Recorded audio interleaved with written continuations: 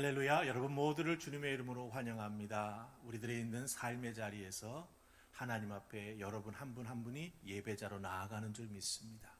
그 마음, 그 심령, 그 간절함을 우리 하나님께서 축복해 주실 줄 믿습니다. 이제 그 은혜를 사모하는 마음으로 다 같이 그 자리에서 일어나셔서 주기도문 찬양함으로 예배를 열어 나아가십시다.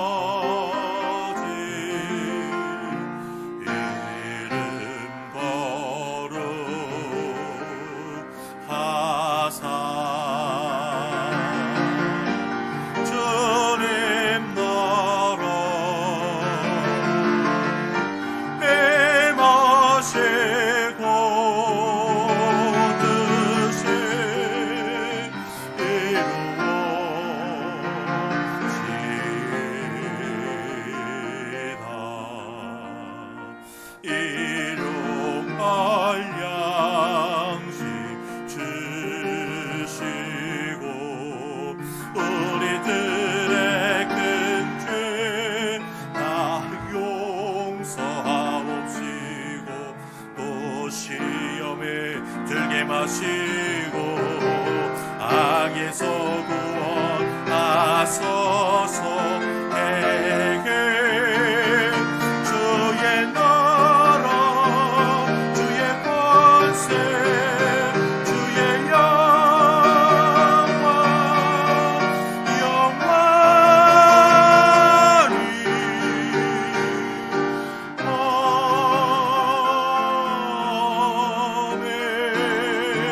영원히 오라. 우리가 굽혀 경배하며 우리를 지으신 여호와 앞에 무릎을 꿇자.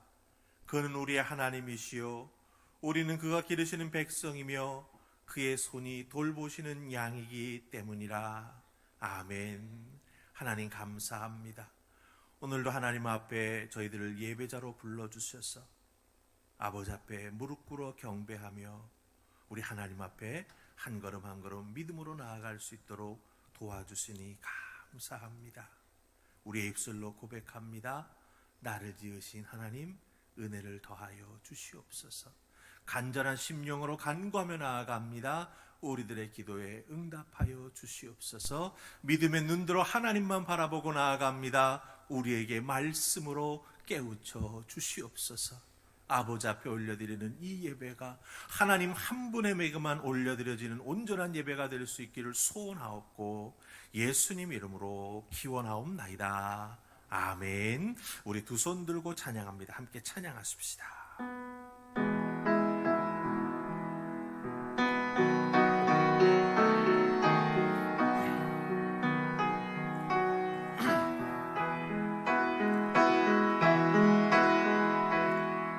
두 손 들고 찬양합니다.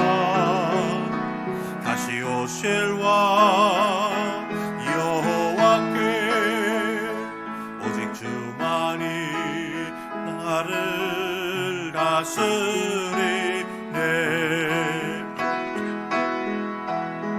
나 주님만을 섬기리.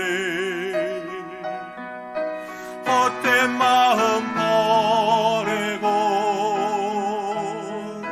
성령의 연애 영혼 충만하게 하소서. 주님 앞에 내 생명 드리리라. 나 주님만을 섬기리. 찬양합니다. 나 주님만을 섬기리. 헛된 마음 버리고 성령의 연애 영혼 충만하게 하소서. 주님 앞에 내 생명 드리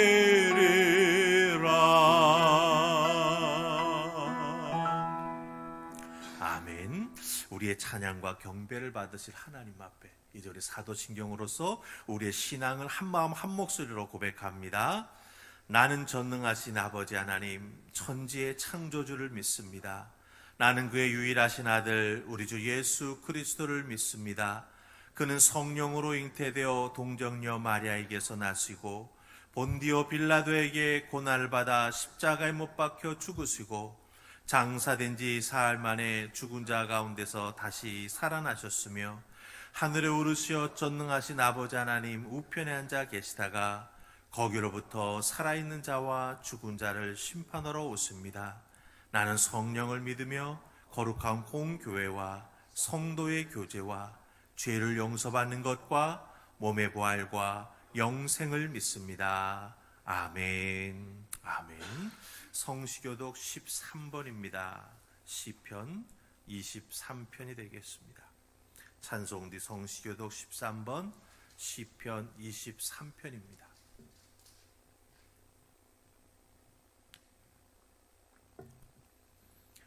여호와는 나의 목자시니 그가 나를 푸른 풀밭에 누이시며 내 영혼을 소생시키시고 내가 사망의 음침한 골짜기로 다닐지라도 해를 두려워하지 않을 것은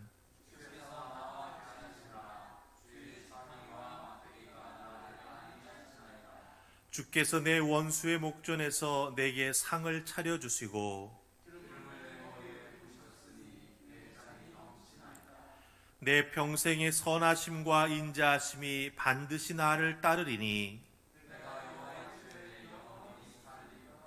아멘. 다 자리에 앉으시고 찬송가 453장으로 하나님께 영광 돌립니다. 453장 예수도 알기 원하네.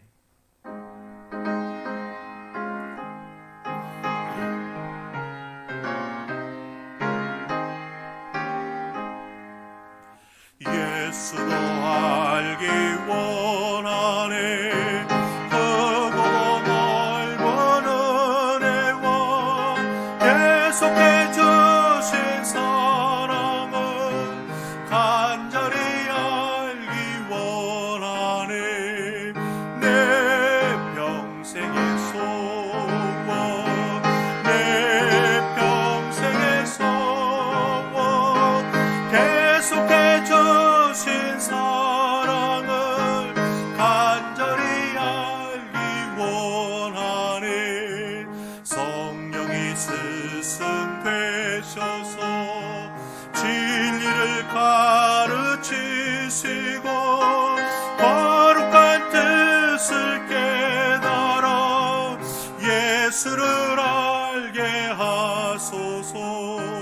내 평생의 소원, 내 평생의 소원 계속해 주신 사랑을 간절히 알기 원하네. 성령의 감화 받아서 하나님의 말씀 배우니 그 말씀 한 절 한 절이 내 맘에 교훈 되도다. 내 평생의 소원, 내 평생의 소원 계속해 주신 사랑을 간절히 알기 원하네. 예수가 계신 보좌는 영광에 들려 있도다. 평화의 왕이 오시니 그 나라 왕성하도다. 내 평생의 소원, 내 평생의 소원 계속해 주신 사랑을 간절히 알기 원하네. 아멘. 아멘. 이제 예배를 위해서 김현성 안수 집사님 기도하십니다.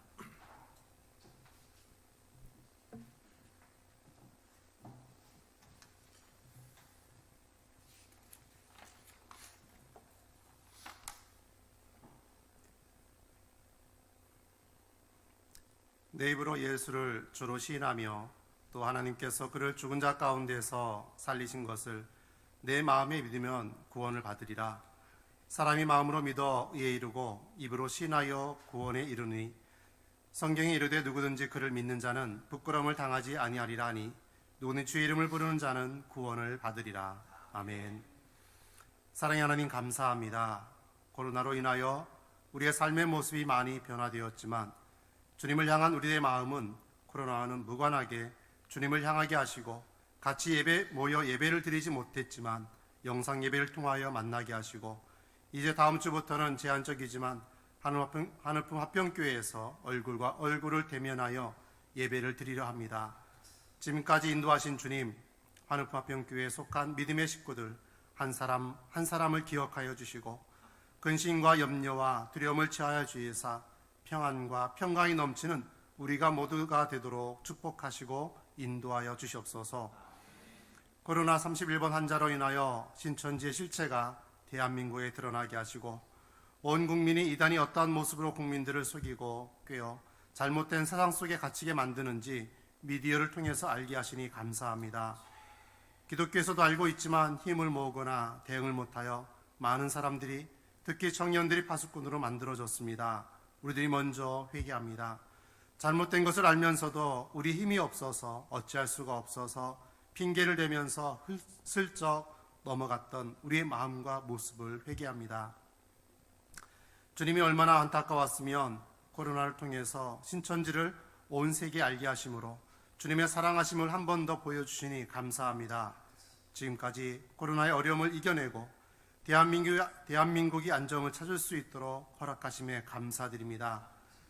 주님이 우리를 사랑하심을 기억하고 누구든지 그를 믿는 자는 부끄러움을 당하지 아니하리라 하신 말씀과 같이 코로나로 인하여 우리의 삶에 많은 변화가 있지만 하늘품 합병교회가 지혜롭게 어려움을 잘 이겨낼 수 있게 하시고 당하동 지역에서 부끄러움을 당하지 않도록 인도하신 주님께 감사와 영광과 찬양을 드립니다.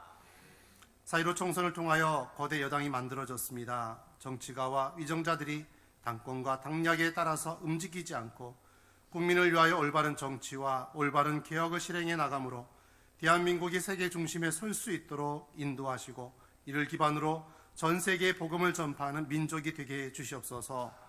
하늘품 합병교회가 당하동에서 교회의 본분을 행하기를 원합니다.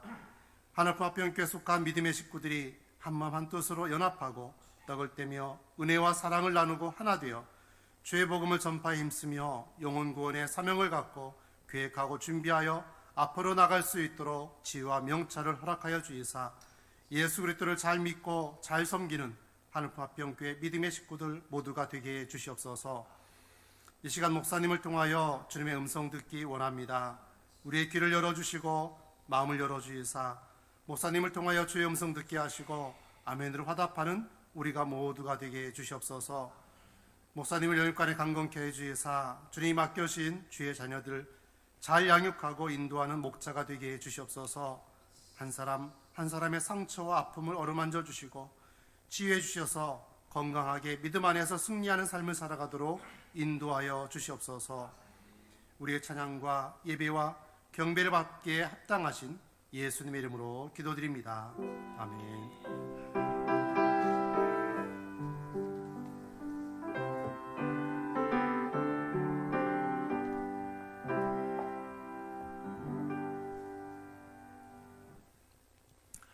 하나님 오늘 우리에게 주시는 말씀 레위기 11장 44절로 45절의 말씀입니다.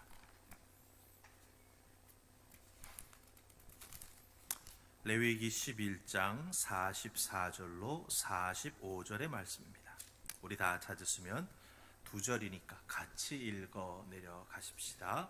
신명기 11장 44절 45절입니다.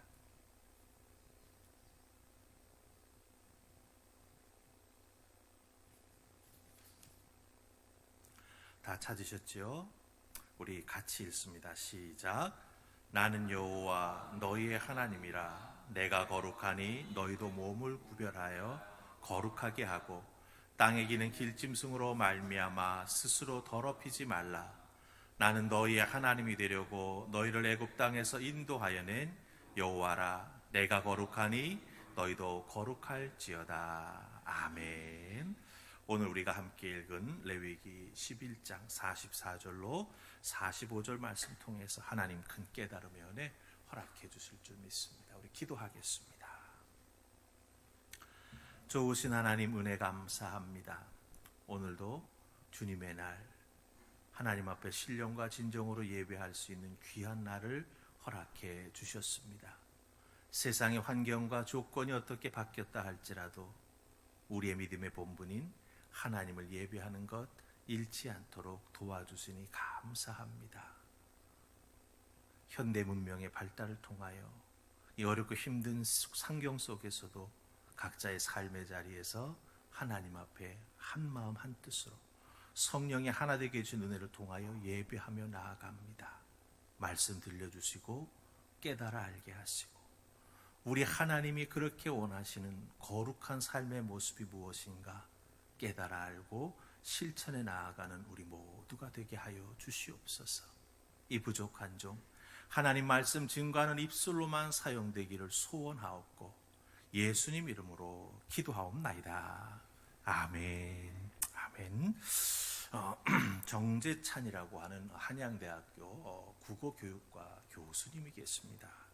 아마 여러분들 텔레비에서 톡투유라든지 어쩌다 어른이라든지 이런 프로그램에 나와서 이야기해 주시는 모습 보신 줄 압니다. 생긴 건 이렇게 뭐라고 표현하면 좋을까요? 50대 중반, 후반 이렇게 퉁퉁한 이웃집 아저씨 같은 모습인데 시를 읽어주시고 그 의미를 딱 설명해 줍니다. 그리고 때로는 프로그램 중간중간에 한두 마디 촌천살인과 같은 정말 귀한 말로 탁 던져줄 때 거기 나와 앉아있던 방청객들이 고개를 끄덕이며 공감하는 것들을 볼 수가 있었어요. 이 정재찬 교수가 최근에 책을 하나 썼습니다. 우리가 인생이라 부르는 것들, 이런 책을 썼는데 역시 시에 대한 이야기입니다. 그런데 서문에 이런 말을 썼어요. 뭐라고 했는지 한번 잘 들어보세요. 시는 유리창과 같습니다. 닫힌 문으로는 볼 수 없던 바깥의 풍경들을 보게 해주기 때문입니다. 맞죠? 이렇게 나무로 만들어진 문은 바깥을 볼 수가 없습니다. 하지만 유리창문은 어떻습니까? 유리를 통해서 밖에 있는 모든 것들을 볼 수가 있습니다. 그런데 이분은 이렇게 말합니다. 하지만 유리창은 소통의 통로이자 단절의 벽이기도 합니다. 이렇게 얘기했어요. 이게 무슨 의미일까요? 유리창은 바깥이 보이기 때문에 소통할 수 있는 것 같습니다. 하지만 유리창문 안에 있다면 눈으로 유리창 너머의 모든 내용을 볼 수는 있지만 어떻게 됩니까? 바람의 숨결을 직접 느끼거나 혹은 그 자리에서 무엇이 일어나고 있는 것에 대해서 자기가 참여해서 직접 체험해 볼 수는 없다라고 하는 것이지요. 여러분 맞습니다. 유리창 너머의 세계는 얼마든지 볼 수 있습니다. 하지만 유리창 안에 갇혀 있다면 구경은 잘할 수 있을지 모르지만 직접 느끼고 깨닫고 체험하지 못합니다. 구경과 체험은 천지차이입니다. 여러분들 시에 대해서도 이런 말을 할 수 있다면 성경은 어떨까요? 성경에 담겨진 진리의 말씀도 말씀을 따라서 살아보아야 그 말씀의 진정한 의미와 말씀 속에 담겨져 있는 능력과 우리를 향해서 말씀하시는 하나님의 마음을 온전히 깨달아 알 수가 있습니다. 마치 유리창 너머에 성경책을 놓고 저기 좋은 성경책이 있네. 미국의 헌팅턴 라이브러리에 가면은 처음으로 활자로 쓰여진 성경책이 이렇게 전시가 되어 있습니다. 유리로 된 좋은 상자 안에 들어가 있어서 만져보질 못하고 눈으로만 봅니다. 그럼 그 활자로 인쇄된 처음 성경책을 유리창 너머로 이렇게 본다고 그 성경책 안에 담겨진 진리가 내 것이 될까요? 아니라고 하는 거죠. 와, 최초로 글자로 인쇄된 성경책 보았네, 거기서 끝이라고 하는 겁니다. 그렇기 때문에 오늘 우리가 함께 읽었던 레위기 11장 44절로 45절의 말씀은 뭐라고 말합니까? 진리의 말씀을 우리들이 삶의 자리에서 한번 실천하며 살아봄으로 말미암아 하나님께서 원하시는 거룩이 무엇인지를 너희들이 몸으로 체험해 보면서 내가 거룩하니 너희도 거룩하라라고 하는 이 말씀의 뜻을 온전히 확인해 보라고 우리에게 말해 주고 있다라고 하는 것이죠. 여러분 앞에 있는 사진 한번 보시겠어요? 벌써 넘어갔습니까? 여기 나오네요. 이 사람들이 누군지 아십니까? 지금 예루살렘에 가면 살고 있는 유대인들입니다. 이 사람들을 하레디라고 부르고 있습니다. 하레디. 아주 유대인 근본주의자들입니다. 남자는 왼쪽에, 여자는 오른쪽. 똑같이 요 모습대로 옷을 입고 돌아다닙니다.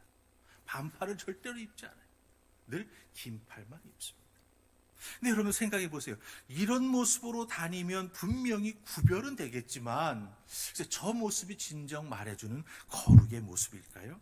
사실은 쉽지가 않습니다. 왜냐하면 거룩이라고 하는 것, 하나님께서 그렇게 내가 거룩한 것처럼 너희도 거룩하게 살아라 라고 말씀하실 때 요게 거룩이야 라고 딱 말씀해 주셨다라고 한다면 참 편할 텐데 하나님은 그렇게 말씀해 주시지 않았다라고 하는 거죠. 자, 그렇다고 한다면 성경 속에 거룩이라고 하는 말씀이 있고 하나님께서 우리로 하여금 거룩하라고 요청하고 계시다고 한다면 유리창 너머로 구경하듯이 여기 써있네 거룩, 이렇게만 봐가지고는 거룩을 제대로 알지도 못하고 그 거룩을 우리들의 삶에 실천해 나아가지도 못하고 특별히 하나님께서 왜 하나님의 자녀들을 그렇게 거룩하라고 요청하고 계시는지 그 뜻도 제대로 알 수 없게 된다라고 하는 것이죠. 그런 의미에서 여러분들 구원받은 우리가 그저 거룩이라고 하는 것이 여기 있구나라고 하는 것을 끝나지 않기 위해서는 어떻게 해야 될까요? 예수 믿고 구원받았으니 세상 속에서 구별된 존재로 살아가면서 정말 무시하거나 모른 척하지도 않고 구원이라고 하는 것은 거룩을 이렇게 실천해 나아가는 것이야 라고 하는 것을 깨달아 알고 세상에 보여줄 수 있는 우리가 되어야 한다라고 하는 것이죠. 그래서 오늘 이 레위기 11장 44절 45절에 나와 있는 이 말씀, 제가 여러분들에게 몇 번 말씀드렸죠. 이 레위기 11장 44절 45절은 레위기의 요절과 같은 구절이다. 레위기 안에 수많은 하나님께서 요청하시는 제사의 모습, 거룩한 삶의 모습이 있는데 그것을 통틀어서 딱 요절을 한번 뽑아본다면 이 11장 44절 45절이 된다라고 하는 겁니다. 이 요절을 중심으로 세상에 살되 세상에 동화되지 않고 그러나 세상을 변화시키는 그리스도인의 정체성을 지켜가는 내가 어떻게 될 수 있을까? 우리 말씀을 통해서 하나하나 살펴볼 수 있기를 원합니다. 자, 우리가 일단 44절 45절을 읽어보았는데요. 이 레위기 11장 44절로 45절에 나와 있는 이 말씀이 레위기의 전체 구조 속에서 자리 잡고 있는 그 위치를 통해서 거룩이라고 하는 것이 무엇인가라고 하는 것을 우리가 한번 살펴보기를 원합니다. 레위기는요, 크게 보면은 네 뭉치로 되어 있어요. 1절로 7절까지. 여기에는 5가지 제사에 대한 말씀이 들어 있습니다. 그리고 8절부터 해가지고 18장부터 해서 10장까지는 제사장의 위임식에 대해서 아론과 아론의 그 두 아들, 지난주 살펴보았죠. 그 제사장 위임식에 대한 이야기가 들어가 있습니다. 그리고 11장, 오늘 본문 말씀이 들어있는 11장부터 16장까지는 정결예법. 이 정결예법이라고 하는 것은 하나님의 자녀들이 무엇을 먹고 무엇을 입지 말아야 하는지, 일상의 삶을 살면서 부정한 것을 만졌을 때 어떻게 정결하게 되어야 하는지, 그런 시시콜콜한 내용을 다 담아주고 있어요. 그리고 17장에서 27장까지는 거룩한 삶을 어떻게 살아가야 하는가에 대한 그 백성의 삶에 대해서 이야기해 주고 있습니다. 그러니까 우리가 읽었던 이 11장 44절로 45절은 정결예법 안에 들어가 있는데 이 내용을 잘 보면은 작은 공간인 집에 있는 부엌에서부터 시작해서 사무실 혹은 집, 침실, 내 발걸음이 닿는 곳곳마다 그곳에 나아가 건강한 삶을 살아가는 게 어떻게 살아가는 거냐라고 하는 걸 설명해 줍니다. 그런데 느닷없이 중간에 내가 거룩하니 너희도 거룩하라고 말씀하세요. 어떻게 하는 것이 건강한 삶인가를 쭉 설명해 주시다가 하나님께서는 그 건강의 가장 핵심적인 원리로 무엇을 말씀하시냐면 하나님이 거룩한 것 같이 이 하나님을 믿는 우리들도 거룩해져야 된다라고 말씀하세요. 그래서 44절에 나 여호와 너희의 하나님이라 내가 거룩하니 너희 몸을 구별하여 거룩하게 하고 45절에서 다시 한번 반복하지요. 내가 거룩하니 너희도 거룩할지어다. 이렇게 말씀하고 계시다라고 하는 거예요. 정결법 안에서 이야기를 하십니다. 11장은 특별히 정한 짐승과 부정한 짐승. 이게 무엇을 의미하냐면 먹을 수 있는 것과 먹지 못할 것을 말씀해 주시면서 이 거룩을 말씀하고 계세요. 여러분 잘 생각해 보시기 바랍니다. 우리 인간이 이 땅에서 목숨을 부지하며 살아가기 위해서는 어떻게 해야 됩니까? 매일 먹어야 합니다. 근데 하나님은 먹어야 될 것과 먹지 말아야 될 것에 대해서 말씀하시면서 거룩을 언급하고 계세요. 이걸 뒤집어 이야기하면 그 사람이 어떤 음식을 먹느냐 하는 것을 통해서 그 사람이 어떤 사람이다라고 하는 걸 알 수가 있다라고 하는 것이죠. 건강 다이제스트라고 하는 잡지가 있습니다. 2003년도 3월호에 보면은 재미있는 음식 이야기라고 하는 그 섹션이 있는데 거기에 이런 제목의 글이 실렸습니다. 좋아하는 음식을 보면 그 사람의 성격이 보인다. 이렇게 말을 했어요. 우리는 늘 음식을 먹습니다. 그 음식은 우리 몸에 들어가서 피가 되고 살이 됩니다. 그런데 재미있는 것은 좋아하는 음식 유형에 따라서 사람의 성격이 드러난다고 하는 거예요. 그저 입맛 땡기는 대로 먹는 음식 하나를 가지고도 자기의 성격의 장단점을 읽어낼 수 있다. 그 잡지는 그렇게 기록해주고 있었습니다. 그렇다면 생각해 보십시다. 자기가 먹는 음식 하나로도 자기가 누구인지, 자기 성격이 어떤 성격을 가지고 있는지를 드러낸다라고 합니다. 그럼 11장을 잘 읽어보면 어떻습니까? 하나님께서는 이스라엘 백성들이 먹을 수 있는 음식과 먹어서는 안 되는 음식을 말씀해 주시면서 거룩하라고 이야기해 주시고 있습니다. 근데 여러분들, 아이러니한 건 뭔지 아세요? 하나님이 먹지 말라고 말씀하시는 부정한 짐승, 부정한 음식은 다른 나라, 다른 백성들은 먹어요. 일례로 돼지를 들어볼까요? 하나님 돼지를 먹지 말라 그러세요. 근데 이스라엘 백성들이 종노릇하면서 잡혀 있었던 애굽, 들어가야 될 가나안 땅 백성들은 돼지를 먹어요.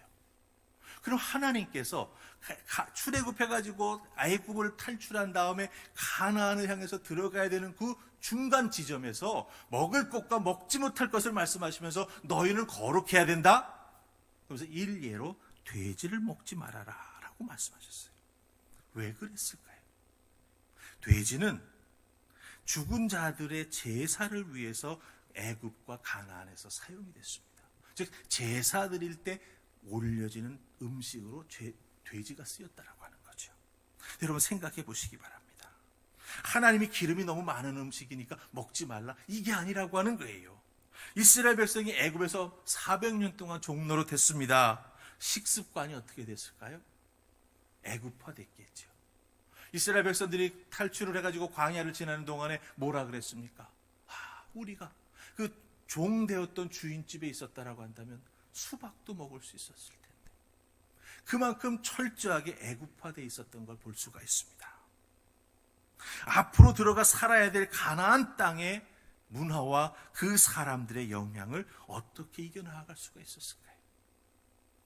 특정 음식을 금하는 하나님의 말씀이 이상해 보일 수 있을지 모르지만 여러분들, 중요한 것은 음식 자체가 아니라고 하는 겁니다. 하나님이 선택하신 제사장 나라의 제사장 사명을 감당하기 위해서는 어떻게 됩니까? 애굽에서 종노릇했던 생활 방식과 사고 방식을 버려야 된다라고 하는 거죠. 그리고 앞으로 들어가 살아야 할 가나안 땅에서의 우상숭배 생활 방식을 모방하지 않고 이겨나가면서 우상숭배를 극복해 나가기 위해서는 어떻게 해야 된다고 하는 거예요? 거룩하신 하나님 한 분을 따라가야 된다. 하나님이 거룩하신 것처럼 이스라엘 백성들도 거룩해져야 된다고 하는 거죠. 하나님 한 분만 바로 믿고 온전히 의지하면서 살아가야 된다고 하는 것을 특별하게 그 거룩이라고 하는 말씀을 통해서, 그리고 먹어야 될 것과 먹지 말아야 될 것을 말씀하시면서 거기에서 하나님이 강조해 주고 계시다라고 하는 거예요. 단순히 식생활의 문제가 아닙니다. 내가 내 삶의 자리에서 얼마나 하나님을 믿고 의지하는 구별된 삶을 살아가느냐, 바로 그것 때문에 하나님은 내가 거룩하니 너희도 거룩하라고 말씀하시면서 나를 자신을 가장 잘 드러낼 수 있는 삶의 자리에서 하나님 따라가라고 우리에게 말씀해 주고 계시다라고 하는 것입니다. 자, 그렇다고 한다면 그렇게 거룩은 나의 삶의 일상과 또 내가 어떤 사람인가를 보여주는 것과 구별될 수가 없다라고 하는 것, 하나라고 하는 걸 우리가 살펴보았습니다. 그렇다고 하면 거룩의 두 번째 모습은 무엇일까요? 거룩은 우리들이 얼마나 오래 기도하느냐, 혹은 얼마나 주일 예배 빠지지 않고 잘 나오느냐, 이런 것을 통해서도 우리가 잘 표현될 수가 있겠지만 더욱더 중요한 건 무엇인지 아십니까? 하나님의 자녀인 내가, 예수 그리스도를 믿고 구원받은 내가 불리워지는 명칭 속에 감추어진 의미를 통해서 우리는 내가 거룩하게 살아야 되는구나 라고 하는 걸 깨달아 알 수가 있다라고 하는 것입니다. 성경에서 예를 하나 우리 들어보십시다. 여러분들 바리새인이라고 하는 말 잘 아시죠? 예수님에게 참 욕을 많이 먹은 사람들이 바로 이 바리새인들입니다. 바리새인이라고 하는 말의 뜻 여러분 잘 아시죠? 구별된 사람들이라고 하는 뜻을 가지고 있어. 구별되어 있다. 근데 이것이 신약에서 헬라어로 기록되면서 바리새인이지만 구약에는요 파라시라고 하는 단어가 있어요. 구별한다, 혹은 분명하게 드러나게 한다, 혹은 나누다, 이런 뜻의 단어가 있습니다. 이것이 신약으로 신약 시대로 넘어오면서 이 바리새인들이 하나님의 말씀, 율법을 가지고 이렇게 저렇게 판단하고 행동하면서 그것을 보면서 저 사람들은 구별된 행동을 하네. 그래서 뭐라고 부른 거예요? 바리새라고, 이 파라시라고 하는 히브리 단어를 그대로 음역해서 저 사람들은 정말 율법을 별나게 사용해서 구별하네, 그런 의미로 바리새인이라고 하는 뜻으로 그 사람들을 불러주기 시작했다라고 하는 거예요. 그러니까 여러분들 생각해 보세요. 바리새인이라고 하는 단어의 뜻만 보면은 거룩이라고 하는 단어와 차이가 별로 없습니다. 왜? 나누어졌다, 구별됐다, 분명하게 드러낸다. 거룩이라고 하는 것도 어떻습니까? 구별되어 있다라고 하는 뜻이지 않습니까? 그런데 바리새인들은요, 나누고 구별하고 분명하게 하는 이 파라시라고 하는 단어의 뜻을 하나님을 위해서가 아니라 자기 자신을 위해서 사용했습니다. 난 너보다 율법을 더 잘 알아. 나눕니다. 모르는 자와 아는 자. 난 너보다 율법을 더 잘 지켜. 구별합니다. 지키는 자와 못 지키는 자. 그렇기 때문에 난 너 같은 사람과 달라. 못 지키는 사람, 모르는 사람 어떻게 해요? 정죄합니다. 분명하게 구별하여 다른 사람을 정죄하고 있죠. 그래서 분리주의자가 됐어요. 모든 것의 잣대가 자기 자신이 되었습니다. 이래서 안 되고 저래서 안 되고, 하나님 말씀의 본래 뜻을 찾아가려고 하는 그런 의미에서의 나타내고 드러내는 분리주의자가 아니라 자기 자신이 기준이 돼가지고 이건 돼, 이건 안 돼, 이런 식으로 모든 것을 판단하며 나갔다라고 하는 것이죠. 근데 여러분, 거룩은 그런 것이 아닙니다. 우리 주님이 바리새인들을 뭐라 그랬습니까? 회칠한 무덤이라고 말씀하셨습니다. 사람들 앞에서 금식한 거 드러내기 위해서 시장에 서가지고 두 손 높이 들고 기름을 착 발라, 아니라고 하는 거죠. 거룩은 세상을 정죄하라고 하나님께서 우리에게 주시는 어떤 종교적 율법과 같은 것이 아니라고 하는 것입니다. 그럼 생각해 보십시다. 도대체 거룩이 도대체 무엇일까요? 예수 믿고 구원받은 우리들이 거룩을 우리 입술로 말해야 되는 이유가 무엇일까요? 여러분들, 우리가 우리의 입술로 구별한다, 거룩해진다, 정결해져야 된다, 이런 말을 할 수 있는 건 어떤 이유에서입니까? 예수님 믿어서 구원받았기 때문이죠. 예수님 믿어서 구원받지 않았다라고 한다면 우리의 입술로 거룩해야 된다, 정결해야 된다, 구별돼야 된다, 이런 말 절대 할 필요가 없지요. 그렇기 때문에 구원함을 받은 그리스도인으로 불리우고 있기 때문에 우리는 거룩을 말하고 정결을 말하고 세상 속에서의 구별을 말합니다. 여러분이 잘 아는 대로 이 그리스도인이라고 하는 말은 신약 성경 전체에 딱 3번 나옵니다. 사도행전에 2번, 베드로전서에 1번 나와요. 제일 처음 이 그리스도인이라고 하는 말이 쓰여지게 되었을 때 사도행전 11장 26절에 보면은요, 바울과 바나바가 선교 여행을 떠났다가 어느 도시에 들어가죠? 안디옥에 들어갑니다. 거기에서 이 두 사람이 1년간 멈춰 서서 사람들을 말씀으로 전도해가지고 가르치기 시작합니다. 그랬더니 그 안디옥에 사는 예수님을 믿지 않는 사람들이 바울과 바나바에게 전도 받아가지고 그들과 함께 예배드리고 말씀 공부하는 사람들의 모습을 이렇게 지켜보니, 저들이 전하는 예수랑 똑같이 행동하고 살아가네. 그래서 그리스도인, 크리스찬이라고 하는 단어를 붙여주었다라고 하는 거예요. 근데 여러분들, 이 크리스찬이라고 하는 말이 영어로 잘 보면은 정말 기가 막힌 말이에요. 크리스찬은 앞에 크라이스트, 예수님을 의미하는 그리스도, 기름 부은 자, 메시아를 뜻하는 단어와 뒤에 I, A, N이 붙어 있죠. 요거는 영어의 전묘로 무슨 뜻이 있는지 아세요? 어디 출신, 이런 뜻을 가지고 있어요. 그러니까 여러분들, 그리스도인이라고 이 안디옥에 있는 예수 안 믿는 사람들이 바울과 바나바를 통해서 복음 듣고 신앙생활에 나아가는 사람들을 가만히 보니, 근데 보기 위해서 교회로 찾아온 게 아니에요. 교회 안에서 예배 드리는 모습 보고 야, 예수 닮았다라고 말해서 그리스도인이라고 하는 걸 붙여준 게 아니에요.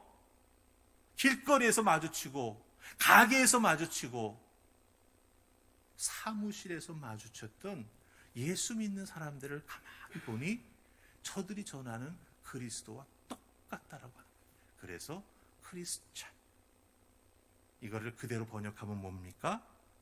그리스도 출신인 사람. 정말 그리스도인이라고 하는 단어 속에 담겨진 의미가 대단하지 않습니까? 예수 믿는 사람들의 출신은 바로 그리스도라고 하는 뜻이에요. 그런 의미에서 여러분들 잘 생각해 보십시다. 우리가 그리스도인이라고 한다면 예수 그리스도 출신이라고 하는 거예요. 근데 성경에는요, 이렇게 그리스도인이라고 불리우는 과정은 쉽게 얻어진 게 아닙니다. 안디옥에서는 그렇게 복음을 전해서 공부해가지고 예배드리고 삶을 살아가는 모습 속에서 나타났지만, 성경을 보면은요, 예수님 자신뿐만 아니라 예수님을 따라다녔던 자들은 그리스도인이라고 불리움을 당하는 그 과정 속에 엄청난 대가를 치루었습니다. 예수님 스스로도 나사렛 사람이라고 하는 그 표현을 그대로 예수님 당하셨어요. 그 당시에 나사렛 사람이라고 하는 건 뭔지 아세요? 하대하는 거예요. 천한 지방 사람, 별 볼 일 없는 지역에 사는 사람. 그러니 무시해도 돼. 마가복음 14장 67절 같은 데 보면 예수님을 나사렛 사람이라고 얘기해요. 출신 지역 가지고 예수님을 하대하는 거죠. 사도 바울 같은 경우에는요, 사도행전 24장 5절을 보면은 어떤 말까지 들었는지 아세요? 전염병 같은 자라는 말을 들었어요. 전염병 같은 자. 엄청난 모욕스러운 말 아닙니까? 하지만 그들은 그런 말을 들으면서도 목숨을 내주는 그 어려운 박해 속에서도 그리스도인됨을 포기하지 않았습니다. 다른 말로 바꾸면 그리스도 출신이 되는 것을 절대로 멈추지 않았다라고 하는 것이죠. 그럼 생각해 보십시다. 여러분들 모두는 그리스도인입니다. 여러분의 출신의 비밀들을 알았어요. 그렇다고 한다면 이제 이 세상에서 어떻게 살아야겠습니까? 그리스도인이라고 하는 그 나를 부르는 명칭 속에 담겨진 의미를 알게 되었어요. 이제부터 여러분들은 어떻게 살아야 되겠습니까? 누군가가 나를 하대한다 할지라도, 이 세상이 우리를 전염병 같은 자로 취급해서 열받게 한다 할지라도 우리는 어떻게 해야 됩니까? 우리는 그리스도인으로서 예수님처럼 해야 된다라고 하는 것이죠. 근데 이 과정이 쉽지가 않아요. 그리스도인이라고 불리우기 시작했다고 우리가 어떻게 단번에 그리스도에게 속한 어떤 출신이란 그리스도인이야 이렇게 말하면서 살아가기 쉽겠습니까? 쉽지가 않지요. 전 이거를 장기 이식 수술 받는 어떤 그런 장면과 연결해 보고 싶어요. 어느 책을 보니까 장기 이식 수술을 받으면은 약을 많이 먹어야 된대요. 사실 우리는 면역력이 부족해서 병이 나는 거 아닙니까? 근데 장기 이식 수술을 받으면은요, 면역력이 발달되는 게 아니라 억제시켜주는 약을 먹어야 된대요. 그리고 그 억제시켜주는 약이 또 부작용이 날까봐 그 약을 컨트롤해주는 또 다른 약을 먹어야 된대요.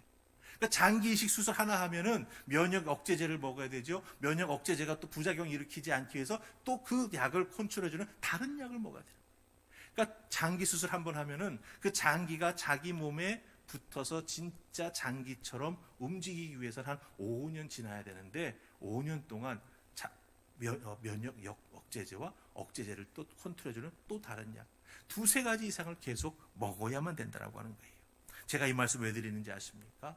우리가 예수 그리스도를 믿어서 구원함을 받았다라고 하는 건 예수님의 생명이 내 속에 들어와서 숨쉬기 시작했다라고 하는 겁니다. 내 소속이 누구에게로? 그리스도에게 속했다라고 하는 걸 깨달아 알아가는 시기죠.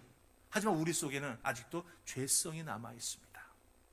내 생각이 한순간에 예수 믿었다고 거룩해지지 않습니다. 잘 바뀌어지지 않습니다. 오히려 섞여버려가지고 혼란스러워질 때가 많이 있다라고 하는 거죠.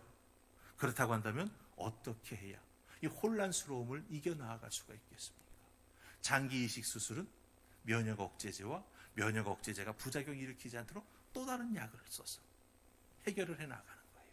그렇다고 한다면 혼동 속에 있는 우리들이 어떻게 해야 이 저항을 일으키는 육신을 컨트롤해 나아가고 내 죄성을 달래 나아가면서 정말 거룩한 사람, 그리스도인이라고 불리우는 것에 합당한 삶을 살아갈 수 있을까요? 물론 개인 스스로가 먼저 예배를 잘 드려야 합니다. 그리고 하나님의 말씀을 늘 가까이 두고 읽고 묵상하며 살아가야 합니다. 할 수만 있다면 기도하는 삶을 늘 지켜나가야 되겠죠. 거기에 더해서 목사가 중보기도하는 그 중보기도의 은혜가 임해야 됩니다.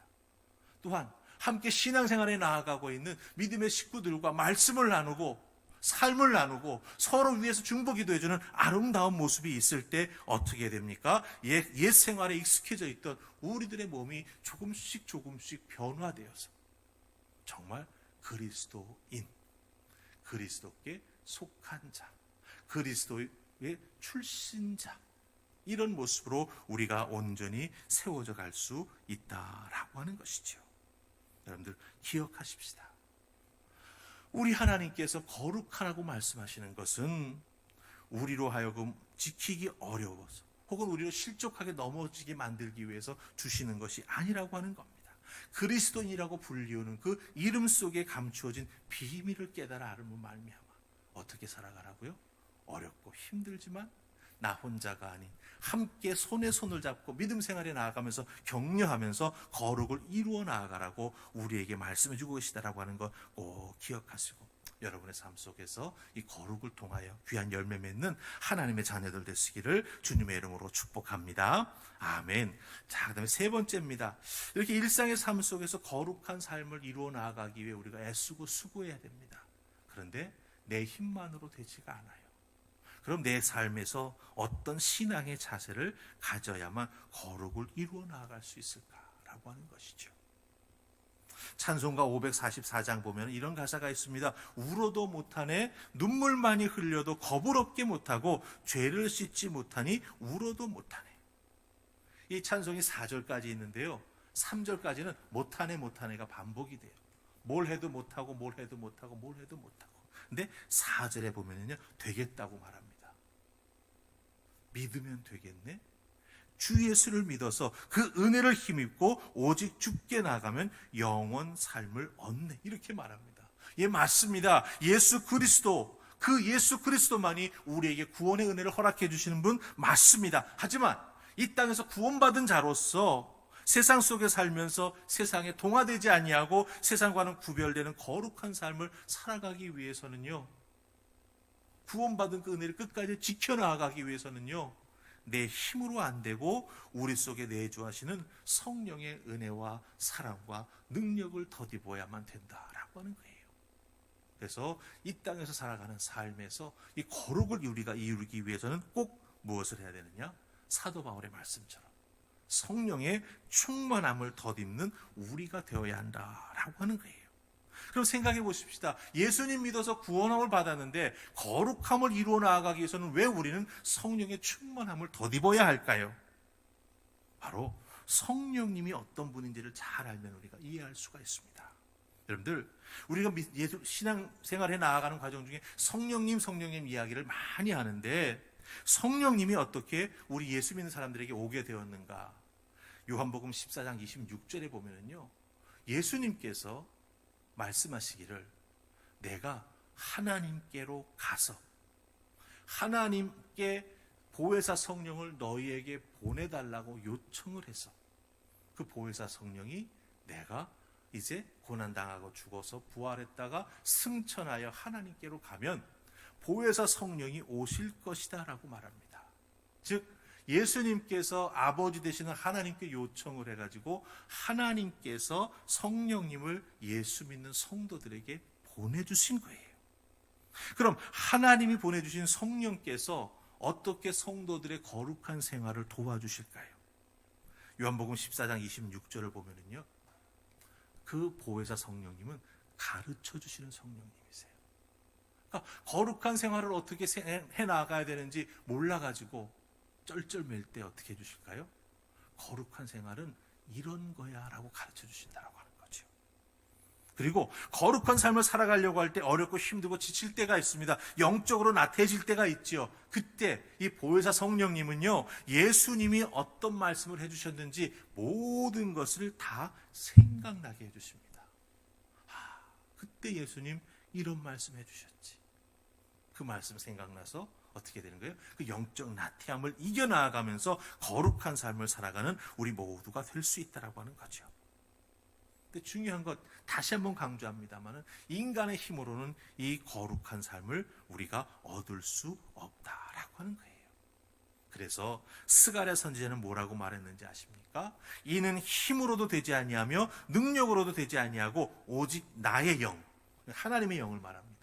나의 영으로 되느니라. 스가랴 4장 6절에서 말씀해주고 있다고 하는 거죠. 여러분, 예수님 사랑하시죠? 예수님 사랑하면 닮아갑니다. 거룩을 이루는 가장 좋은 길은 예수님을 많이 사랑하는 거예요. 매 순간 그리스도를 바라보면서 나를 구원해 주신 하나님의 은혜에 감격하고 하나님과 교제하며 기뻐하는 존재가 되기 위해서 예수님 사랑하고 내가 왜 그리스도인으로 불리우는지 다시 한번 깨달아 알고 감사하면서 살아가게 될 때 우리는 성령 충만하게 되며 또한 거룩한 삶을 이루어 나가는 하나님의 사람이 될 수 있다라고 하는 것입니다. 오늘 말씀을 정리합니다. 미국의 저명한 구약학자인 월터 카이저는요, 이런 말을 했습니다. 거룩함은 단순히 종교적 영역에서만 실천할 수 있는 것이 아니다. 하나님은 모든 방식의 모든 생활 방식의 모든 측면에서 온전함과 완전함과 구별됨을 기대하셨다. 이렇게 말합니다. 저는 이 월터 카이저의 말을 주석책에서 보면서 이런 생각을 했어요. 그렇다면 거룩함이란 경계선이구나 라는 생각을 했어요. 왜? 온전함과 완전함과 구별됨을 기대하셨다. 뭔가 선이 쳐질 거 아니에요. 거룩함은 그러기 때문에 하나님이 쳐주신 경계선입니다. 그걸 넘어가면 거룩함이 무너지는 것이고, 비록 경계선 안에 있는 것이 답답해 보일 수 있지만 그것을 잘 지켜나갈 때 우리는 이 2020년을 살아가면서도 거룩한 하나님의 성도가 될 수 있다라고 하는 거예요. 여러분들, 성경에 보면 이 경계선이 하나 나오는 게 있어요. 바벨론 시대 때에는 다니엘에게 있어서는요, 왕의 식탁에 참여해가지고 먹고 마시는 문제가 이 경계선이었습니다. 거기에 참여해서 왕이 주는 음식을 받아 먹게 되면 어떻게 되는 거예요? 우상 숭배한 음식을 먹게 되는 거예요. 그래서 다니엘은 그것을 거부했죠. 그 왕의 식탁이 자기의 거룩함을 지키느냐 못 지키느냐의 경계선이었습니다. 우리가 잘 아는 영국의 빅토리아 시대 때, 빅토리아 시대는 1800한 3, 40년부터 시작해서 1900년 초까지인데, 이 빅토리아 시대 때 그리스도인들에게 있어서 경계선이 뭔지 아십니까? 술과 도박이었어요. 그때 영국은 해가 지지 않는 나라였습니다. 부가 엄청났습니다. 그러자 흥청망청 놀아나기 시작했죠. 그때 그리스도인들은 내가 술과 빚과 도박에 넘어지느냐 안 넘어지느냐가 자기의 거룩함을 지켜나가는 경계선이었습니다. 그럼 히틀러 치하의 독일에서 그리스도인은 무엇이 경계선이었을까요? 하일 히틀러, 이거였어요. 히틀러를 향해서 내가 손을 높이 들고 하일 히틀러를 외치느냐 안 외치느냐. 하일 히틀러는 히틀러 만세라고 우리가 보통 많이 번역을 하는데, 이 하일, HEIL이라고 하는 독일 단어는 뜻이 여러 개가 있지만 그 중에서 명사로 만약에 쓰인다면 구원, 영생이라고 하는 뜻이 있어요. 그럼 히틀러를 향해서 손을 높이 딱 들면서 하일 히틀러라고 말할 때 무슨 뜻이 될까요? 히틀러는 구원자다, 이런 뜻이 되는 거예요. 그래서 그 당시 히틀러 치하의 많은 그리스도인들은 이 히틀러를 향해서 수많은 군중이 모여서 이거 했지 않습니까? 하느냐 안 하느냐가 그들의 경계선이었어요. 일제 치하의 우리 한국의 그리스도인들은 무엇이 경계선이었을까요? 신사참배가 경계선이었습니다. 오늘에도 차이는 있지만 경계선은 있습니다. 오늘 말씀은 그것을 거룩이라고 말씀해 주십니다. 하지만 그 거룩은 구체적으로 내 삶에 적용할 때 여러 가지 모습으로 나타날 것입니다. 그렇다고 한다면 여러분들, 내게 있는 경계선이 무엇인지부터 잘 분별하는 우리가 되어야 거룩을 지켜나갈 수 있을 것입니다. 주일날 주님의 교회 와서 예배 잘 드리는 것, 글쎄 그게 경계선은 아니라고 생각합니다. 여러분의 삶의 자리, 왜? 거룩은 내 삶의 자리 현장에서 이루어지는 것이기 때문에. 그렇다 한다면 여러분이 있는 그 자리에서 내게 있어야 할 경계선은 무엇인가를 한번 잘 생각해 보시고, 여러분들이 그리스도인으로 불리운다라고 하는 것 기억하십시오. 나는 그리스도 소속이야. 그것이 여러분에게 거룩을 만들어주는 힘이 될 줄로 믿습니다. 나는 그리스도인입니다. 나는 그리스도 출신입니다. 꼭 붙잡고 믿음 생활 잘 하시기를 주님의 이름으로 축복합니다. 아멘. 우리 기도하십시다. 좋으신 하나님 감사합니다. 하나님이 거룩하시니 우리도 거룩하라고 요청하시는 하나님의 말씀과 그 음성을 들을 때마다 쉽지 않음을 고백합니다. 그 쉽지 않음은 결국 그것이 우리에게 무거운 짐이 되기 때문입니다. 그러나 성경은 절대로 그 거룩함을 우리에게 짐으로 주지 않습니다. 이미 내가 예수 그리스도 믿고 그리스도인이라 불리움을 받는다면 나는 그리스도 출신이기에, 그리스도에게 속한 자이기에, 그리스도와 내가 똑같은 자이기에 그렇게 불리움을 받는다라고 하는 것 기억하고, 이 세상에서 나를 부르는 명칭 속에 숨겨진 비밀을 깨달아 싸우니 하나님 거기에 합당한 믿음 생활에 나아가는 우리 모두가 되게 하여 주시옵소서. 아버지께서 한 주간의 삶 속에 내 경계선을 넘지 아니하고 하나님 주신 은혜와 거룩 가운데 살아갈 수 있는 우리가 되도록 지켜주시고 도와주실 것을 믿사옵고 예수님 이름으로 기도하옵나이다. 아멘. 오늘 주신 말씀 생각하면서 이런 교회 되게 하소서 부르시면서 예물을 드리십시다.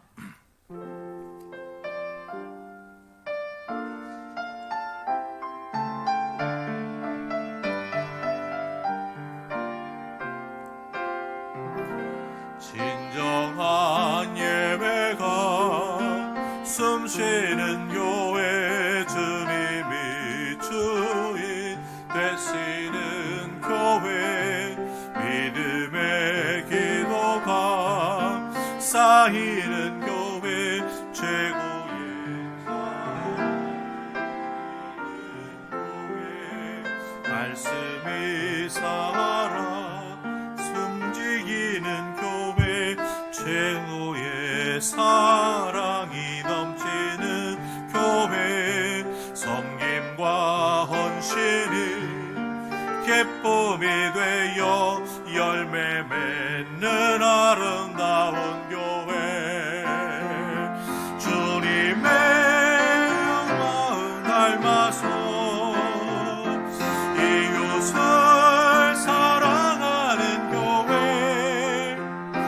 주님의 영광을 위해서 빛 되신 주님 전하는 교회, 사랑의 불꽃이 활짝 피어나 날마다 사랑에 빠지는 교회, 주께서 사랑하는 우리 교회가 그런 교회 되게 하소서. 아멘. 우리 기도합니다. 좋으신 하나님 감사합니다. 오늘도 주님 전에 나와 하나님 앞에 예배할 수 있도록 모든 상황과 조건 속에서도 역사하여 주시니 감사합니다. 이렇게 도우시는 하나님 아버지 앞에 더욱더 감사를 고백하며 더욱더 믿음의 사람으로 굳게 세워져 나아갈 수 있도록 우리를 도와주시옵소서. 지난 한 주간 동안 우리들의 삶을 돌이켜봅니다. 하나님의 도우심이 있었기에, 때로는 하나님의 간섭하심이 있었기에 우리의 경계선을 지켜낼 수가 있었습니다. 하나님 감사합니다. 이렇게 하나님 지켜주시고 보호해 주셨기에 그리스도인이라 불리움에 부족하지 않은 삶을 살아갈 수 있었습니다. 하나님 감사합니다. 그 감사한 마음을 담아 아버지 앞에 귀한 예물 올려드리오니 받아 흠양하여 주시옵소서. 주일 예물 드립니다. 하나님 말씀에 약속하신 대로 10의 1조를 아버지 앞에 올려드립니다. 번제의 제물도 올려드립니다. 감사 예물도 올려드립니다. 또한 선교사님과 우리 주변에 어렵고 힘든 교회를 개척하고 수고하고 애쓰는 목사님들, 또한 이 지역사회에 어렵고 힘든 이들을 생각하며 귀한 예물 올려드립니다. 하나님 하나하나 받아다 흠양하시고 축복하시고, 특별히 그 삶 속에 하나님의 도우심을 깊이 깨달으며 살아가는 하나님의 자녀들 다 될 수 있도록 은혜를 더하여 주시옵소서. 아버지 앞에 드려진 예물 쓰이는 곳곳마다 우리 하나님 기뻐하시는 잃어버린 영혼 주님 품으로 돌아오며 상처받은 이들이 교회의 섬김과 사역을 통해 회복되는 놀라운 은혜를 더하여 주시옵소서. 감사하옵고 예수님 이름으로 기도하옵나이다. 아멘. 아멘. 여러분 한 주간 동안 잘 지내셨습니까? 아멘. 예, 우리 두 손 높이 들고 한번 하이파이브 앞뒤로 좌우로, 또 여러분이 있는 자리에서도 함께하는 분들과 나누십시다. 예, 감사합니다. 축복합니다. 한번 따라 하십시다. 입가엔, 가슴엔, 두 발엔, 아멘. 꼭 실천하며 살아가는 여러분 되시기 바랍니다.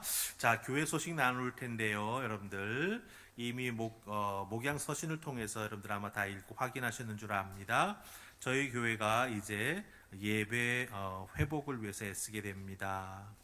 이렇게 예배를 허락해 준 하나님께 감사하면서 저희들 예배 회복을 위해서, 또 교회의 공동체성을 회복하기 위해서 한 걸음 한 걸음 나아갑니다. 제일 먼저 회복할 것은 주일 예배입니다.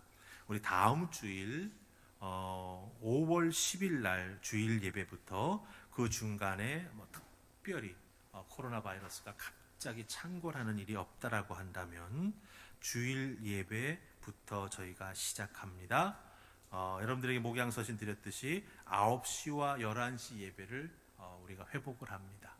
회복하는 이유 중에 하나가 저희들이 코로나 이전의 예배로 돌아가서 갑자기 다 그렇게 드릴 수는 없습니다. 상황이 아직은. 그렇기 때문에 저희 교회가 적절한 거리를 띄우고 준비하면서 예배를 드릴 때 최대 수용할 수 있는, 한 번 예배 때 수용할 수 있는 인원이 우리 2층 글로리아 홀에는 한 25명 정도, 그다음에 3층에는 한 6명에서 8명 정도 이렇게 됩니다. 그러니까 30명 조금 넘는 숫자가 예배를 드릴 수가 있어요. 그렇기 때문에 9시 예배와 11시 예배를 나눕니다. 그래서 9시에 예배 오실 수 있는 분들은 올려드린 그 카톡에 저는 혹은 저희 가정은 이렇게 해서 9시 예배에 갑니다, 혹은 11시 예배에 갑니다 라고 의사표시를 해주시면 예배를 준비하는 준비위원들이 굉장히 도움을 많이 받을 것입니다. 기억해 주시기 바라고, 주중에 꼭 금요일 정도까지는 의사표시를 해 주시기를 부탁을 드립니다. 그리고 자녀를 집에 두고 오지 못하는 가정들이 있습니다. 예배를 오시려면 데리고 오셔야 될 텐데 데리고 오시기 바랍니다. 우리 주일학교 김은희 권사님하고 얘기를 했는데 일단 안전하게 잘 돌보아 주시겠다고, 주일학교도 조그마한 프로그램을 할 수 있는 것을 하시겠다 이렇게 말씀해 주셨습니다. 기억하시고 집에 혼자 두기 어려운 자녀가 있으신 분들은 함께 오셔도 되겠습니다. 하지만 교회 오시면 어떻게 됩니까? 입구에 붙어있는 지시사항대로 하나하나 잘 따라 주시기를 부탁을 드립니다. 그리고 아직은 주일날 친교 식사나 주일 찬양 예배나 목장 모임 저희가 아직은 갖지 못합니다. 그리고 수요 기도회도 마찬가지입니다. 하지만 새벽 기도회는 월요일부터 이제 저희가 정상적으로 드릴까 합니다. 오실 때 꼭 마스크 하시고, 오셔서도 2m 이상 널찍 떨어 앉으셔서 개인 기도들 함께 하시고, 또 교회를 위해서 또 기도할 수 있었으면 참 좋겠습니다. 기억해 주시기 부탁을 드리고, 주중에 아마 금요일이나 토요일쯤 다시 한번 이 부분에 대해서 여러분들에게 공지해 드리도록 그렇게 하겠습니다. 그리고 한 가지 노파심에서 말씀드리는 건 지난주하고 이번 주 중에 이제 공휴일이 있지 않습니까? 저희가 많은 곳을 다닐 수도 있는데 혹시 다녀오셨다가 몸에 이상을 느끼신다면 어떻게 해야 되겠는지 여러분 잘 아시죠? 지혜롭게 잘 해주시기를 부탁을 드리겠습니다. 그리고 마지막 오늘이 가정 예배가 되기를 원하지만 가정에서도 자녀들과 함께 잘 지내주시고, 특별히 가정 예배 드리는 사진 몇 가정 보내주셨습니다만은 또 있다면 꼭 보내주시면 감사하겠습니다. 그 이외의 것들은 여러분 올려드린 주보를 보시고 참조하시면 되겠습니다. 이제 다 같이 일어나셔서 하나님 앞에 마지막 찬양입니다. 왕이신 하나님 높임을 받으소서 부르시고 주일 예배 축도로 마칩니다.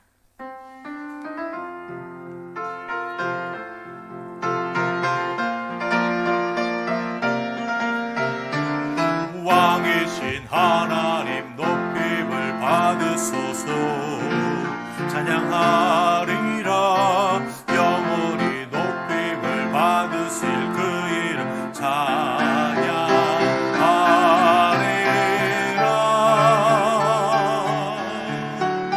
그리스도 진리로 다스리네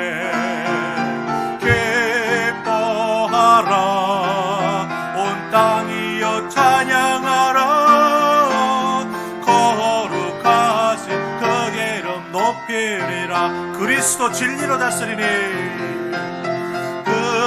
그리스도 진리로 다스리니 기뻐하라. 온 땅이여 찬양하라. 거룩하신 그 이름 높이리라.